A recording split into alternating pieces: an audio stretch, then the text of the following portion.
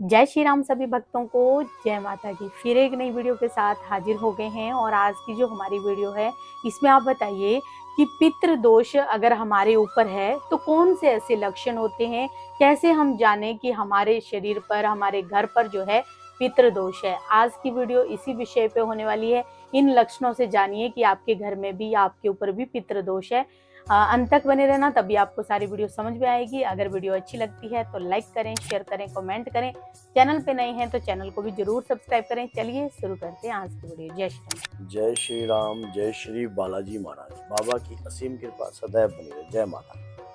क्या होता है कि पितृदोष, जब बहुत जगह हम कई बार जाते हैं या कुंडली दिखाते हैं या कई जगहों से हमें ये आवाज आती है कि आपके ऊपर पितृदोष है। अब पितृदोष है जिस दोष को हम जानते ही नहीं, जिस दोष को हम पहचानते ही नहीं, तो हम उसको किस प्रकार से जाने कि वाकई में हमारे ऊपर पितृदोष है। अब किसी ने कह दिया, हमने उस चीज को समझ लिया, समझने के बाद हमारी जो माइंड है वो उस प्रकार से नहीं चल रहा, तो मैं आज कुछ ऐसे मेजर लक्षण आपको बताऊंगा जिससे आप स्वयं जान सकते हो कि आपके ऊपर पितृदोष है।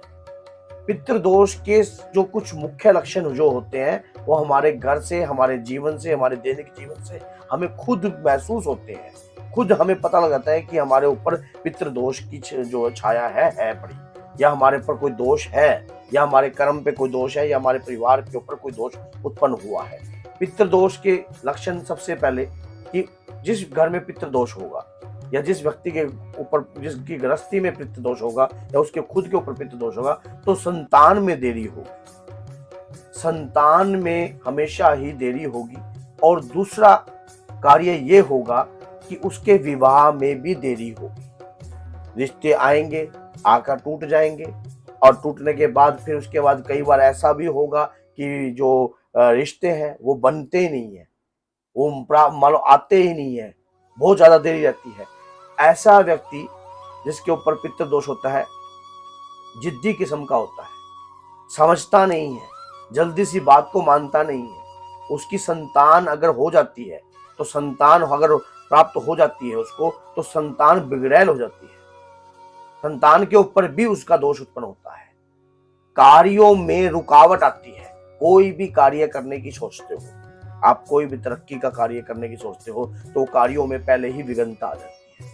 घर में दरिद्रता खत्म नहीं होती। कहीं ना कहीं से कितनी भी सफाई करने की कोशिश कर लो, लेकिन दरिद्रता जो है घर में रहेगी। खाना खाने के अंदर अक्सर बाल प्राप्त होंगे।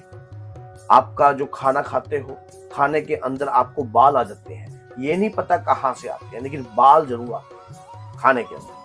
ये कुछ मैं मेजर आपको बड़े कारण बता रहा हूं। घर के किसी बुजुर्ग के घुटनों में बहुत ज्यादा पेन रहेगा, घुटनों में या जोड़ों में बहुत ज्यादा दर्द रहेगा।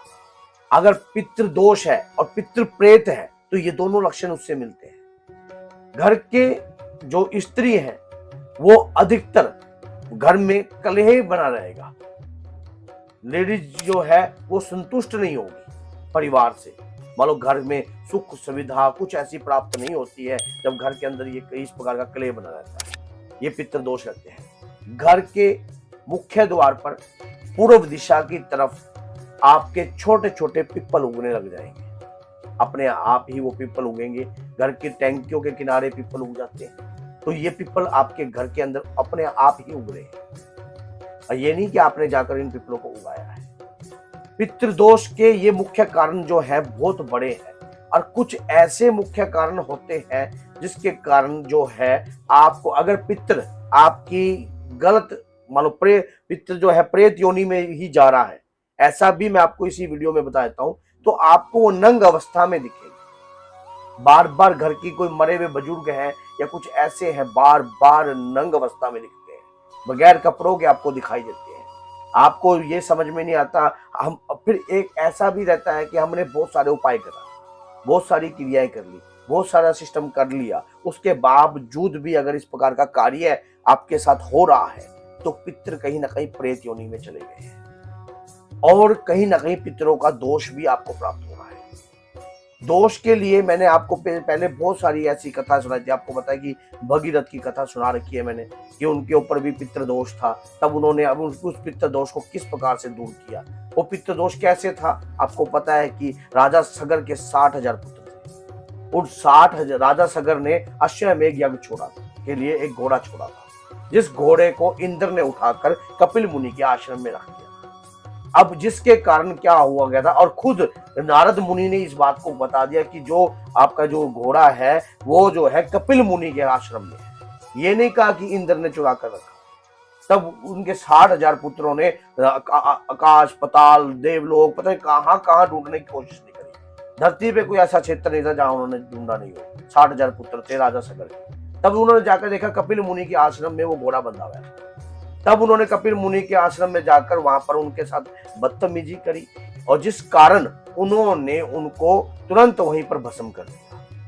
और ये कहा कि तुम्हारी सदगति भी ना हो वहां पर, वो और ऐसा कोई जल ना हो। तब भगीरथ जी ने गंगा से, वो गंगा धरती पर अवतरित, भगीरथ जी के माध्यम से गंगा धरती पर अवतरित हुई है। तब उन्होंने 60,000 जो अपने पितृ जो थे उनका जो है तर्पण किया। तो इस प्रकार से जो हमारे पर दोष है वो दोष खानदान पर चलता रहा। इसी प्रकार से आपके पिताजी, आपके परदादा, उनका भी किया हुआ कुछ ऐसा कुकर्म का जो कार्य होता है वो भी पीढ़ी में उतर जाता है, वो भी पीढ़ी में चलता रहता है, उसका भी दोष उत्पन्न रहता है। लेकिन आप इसको खत्म कर सकते हो, ये नहीं कि इसको खत्म नहीं किया जा सकता। हाँ, खत्म कर सकते हो। खत्म करने के लिए आप जैसे कि सावन चल रहा है, शंकर भगवान पर जल अभिषेक कीजिए पंचमेध का, और अधिक से अधिक गऊ को हरा चारा डालिए। अधिक से अधिक गऊ को हरा चारा, ये नहीं कि अमावस्या पे घर के अंदर जो रोटी आप गऊ के लिए निकालते हो, आपने 3 रोटी निकालनी है। एक रोटी के अंदर आपने गुड़ रखना है, एक में चीनी रखनी है, और एक रोटी के अंदर थोड़े से अक्षत रखने हैं, चावल। और ये तीनों रोटी आपने, जिस व्यक्ति के ऊपर आपका काम नहीं बन रहा तो अपने ऊपर से 7 बार वार के माँ गौ माता के, क्योंकि गौ माता के अंदर 33 कोटि देवी देवताओं का वास होता है, पितरों को सीधा प्राप्त होता है। उस दौरान क्या होता है कि आप गौ को आप उस रोटी का दान कीजिए और लगातार दीजिए, एक दिन के लिए नहीं। हाँ, कई व्यक्तियों के मन में ये संदेह रहता है कि हमारे घर में ही गौ माता है तो क्या हम उनको दे सकते हैं? नहीं, जो बाहर फिर रही हैं उन्हें दीजिए, या गौशाला में। कुत्ते होते हैं, कुत्ते जो है बेजुबान जो है, उनको आपने सहारा बनना है। उनके लिए एक अपने गली के कुत्तों के लिए या कुछ भी आप एक समय का कुछ भी देना स्टार्ट कर दीजिए। कुछ भी, काले कुत्ते को अगर दूध पिलाते हो तो सबसे ज्यादा आपके ऊपर पितृ दोष का निवारण होता है। अगर कोई काला कुत्ता अपने पड़ोस में रहता है या कोई काली कुतिया है तो ये सोने पे सुहागा है, क्योंकि अगर वो कई बार माँ दे देती है, जन्म दे देती है बच्चों को, तो उस दौरान अगर आप दूध का डोंगा उनको रहते हो तो पितृ दोष आपके ऊपर नहीं रहता। पितृ दोष का तर्पण का सबसे बड़ा उपाय, महा उपाय बता रहा हूं मैं आपको, आप ये कीजिए। देखिए आप खुद कहोगे कि गुरुजी जो आपने उपाय था, आपके हर काम बनने लग जाएंगे और बेसहारा का सहारा बनिए। देखिए कैसे। हाँ, अगर आप मुझे दक्षिणा देना चाहते हो तो इस वीडियो को शेयर कर दीजिए, ताकि कोई बेचारे भाई के ऊपर अगर कोई दोष है तो वो भी उसका भी निवारण। जय माता।